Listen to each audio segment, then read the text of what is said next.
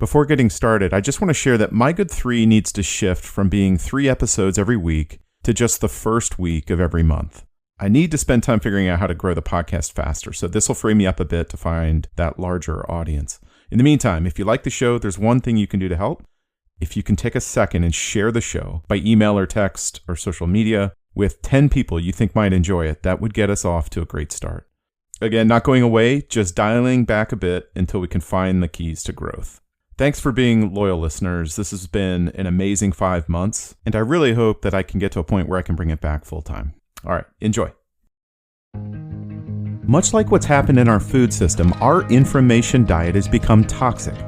The news and social media we consume is filled with half-truths, anger-generating sound bites, and mind-numbing nonsense that either spaces us out or riles us up, and it's all designed to lure us back for more.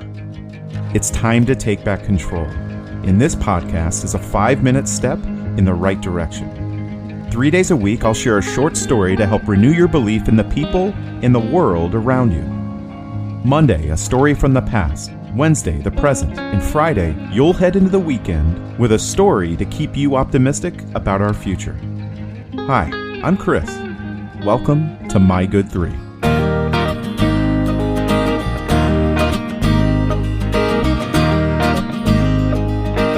All right, happy Friday. I wake up and check my phone and clear my news alerts, although I still manage to read a few. I head downstairs, turn on the TV, and a morning news show fills the house with one concerning story after another. I drive to work and listen to a news podcast. My phone buzzes 10 times with news updates between when I get to work and lunch. I take a quick glance at each one. At lunch, I see a TV in the distance and catch a few headlines.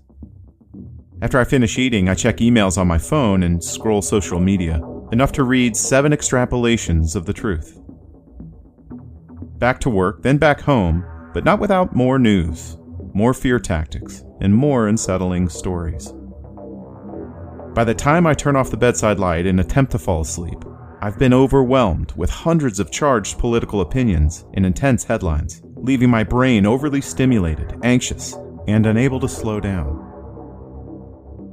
While this might be an extreme example, it's probably not far from reality for many. In this episode, I share some of the serious health consequences of the political climate we're living in and lay out a systematic approach to help manage the impact.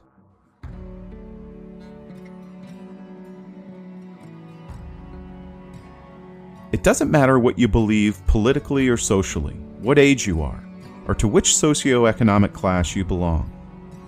Our daily lives are scattershot with divisive headlines and sound bites just begging for our attention. Especially right now, we just wrapped up a very divisive presidential election, and we're just starting to see broad top-down decisions and directives raining down on Americans already spread thin and anxious about the economy. The whiplash of news is not only hard to keep up with, but it's also dangerous if you're closely following the ups and downs of this political moment.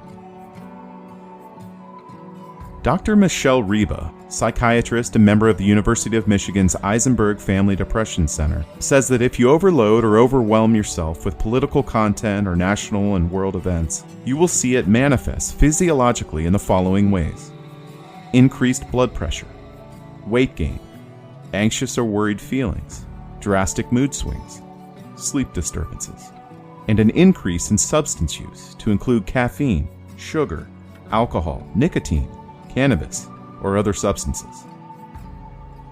If you're noticing any of these symptoms, you might be consuming too much political content. But there are ways to fight back. Dr. Riba recommends monitoring how much political content you're consuming. Log the scrolling, the podcast, the TV time, and the conversations. Understanding the amount of your day spent in political discourse is important so you know where to dial back. Once you know how much political content you're consuming, what helps you find more balance is adjusting where you're getting your news. While it may support a belief you have, sticking with fact-based news sources like Reuters or the Associated Press, or with sources closer to the middle, such as the 3 major networks, the Wall Street Journal and Newsweek, can help dial back the spikes in intensity. Limiting your exposure to the emotion-fueled headlines will better keep you on track. Another key adjustment is to force yourself to hear opinions that challenge your own position. You're probably going to dread doing this, but if you can challenge yourself to hear out another opinion, either in conversation or by consuming center-left or center-right information that opposes your viewpoint, and do it regularly, it will actually make you feel less overwhelmed. Of course, you're not going to change what you believe, but doing this will dial you back. It's good to think about the role of politics in our lives. Personally, I think it's vital that we feel connected to what's happening in the world around us, and we should participate. But it's the role we play when we participate that matters. Are we actively participating, using our critical thinking to dissect information? Or are we passively reacting to opinion-based news? It's the quality of the input we get that allows us to find long-term balance. As the Roman emperor and philosopher Marcus Aurelius once said, "The happiness of your life depends upon the quality of your thoughts."